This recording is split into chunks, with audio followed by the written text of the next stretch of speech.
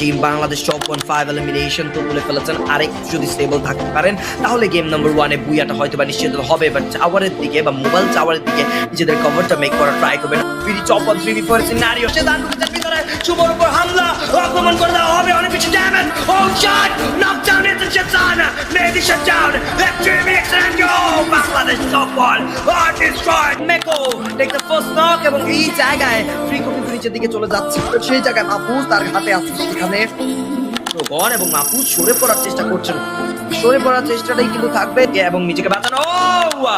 Bangladesh top একেবারে last to team আমরা top 1 and no গ্র্যাভিটিকে কিন্তু এই মুহূর্তে ফাইট করতে দেখতে পাচ্ছি। টপ 1 তাদের কাছে রয়েছে সার্কেল, বাট নিজেদের পজিশনটা আরো স্ট্রং বানিয়ে ধরে রাখতে হবে। টর্নেডো ধীরে ধীরে ক্লোজে যাচ্ছে। বিডি টপ 1 তারা রাউন্ড এন্ড রাউন্ড করে কিন্তু নিজেদের পজিশনটা পরিবর্তন করবে। ফারদিন এসেছে ক্লোজ রেঞ্জে, তার এইচপি হয়ে যাবে হাফ। শুভকে এই মুহূর্তে প্রেসার করা হচ্ছে ফারদিনের উপরে। প্রান্তর একটা পারফেক্ট শট, ফারদিনকে কিলে কনফার্ম করা হবে। 3v4 সিনারিও বিডি টপ 1 এর জন্য এটা একটা পারফেক্ট বুয়া মোমেন্ট হতে পারে। এন্ড আরাফাতের উপরে এবার শুভ এর অ্যাটাক। টর্নেডো নিয়েছে, নক কিল করবে কনফার্ম প্রান্ত মাহফুজ। এন্ড শেষমেশ প্রান্তর হাত ধরে কিন্তু আরাফাতকেও করা হয়েছে wipe out. And the broom